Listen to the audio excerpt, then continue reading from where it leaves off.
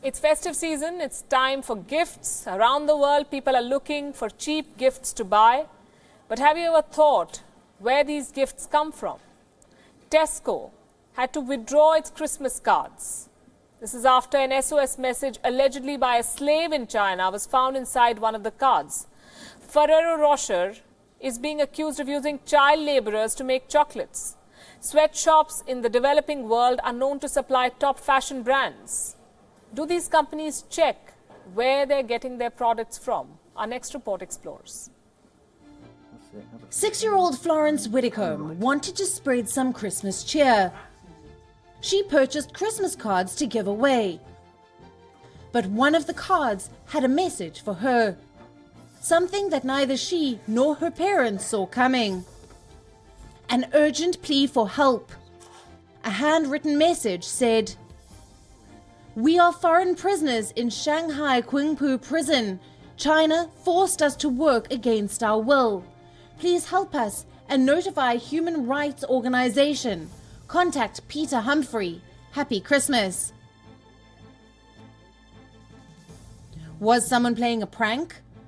Why was this message written inside a Christmas card?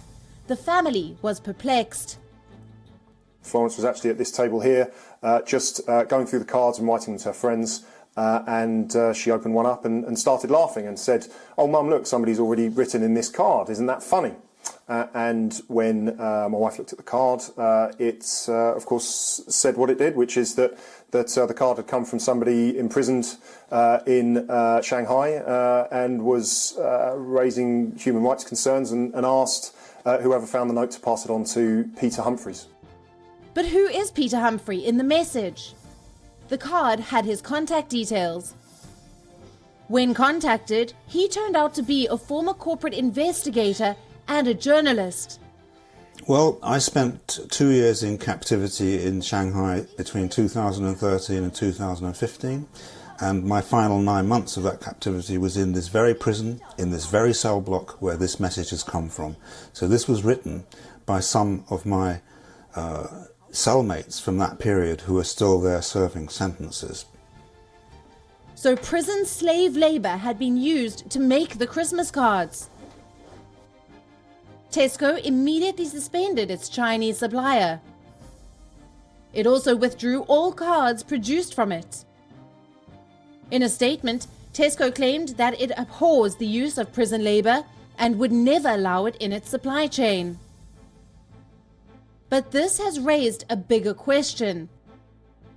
Did Tesco not check the source? Did it turn a blind eye to the practices of suppliers who relied on forced labor? James Humphrey claims he knows who has written the message, but won't reveal the identity to protect the person. But for consumers, is it important to which hands are shaping the products they use? Ferrero Rocher, the world's second largest chocolate company, is under the pump.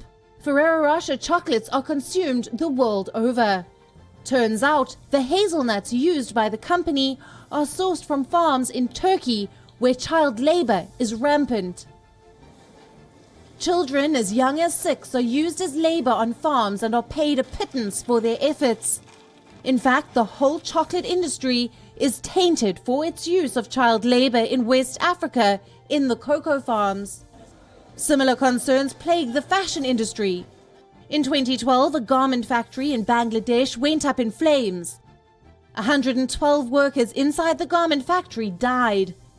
This brought the world's attention to conditions in which the garment factory workers are employed. The clothes produced in these factories of Bangladesh, Indonesia, etc. are sold by top fashion brands in the West for high profits. But the workers themselves are paid a pittance, often working in slavery-like conditions. This raises the fundamental issue of ethical sourcing. Do companies always check how they source the products they sell to us? And what is our responsibility as consumers? Bureau Report, Wion, World is One.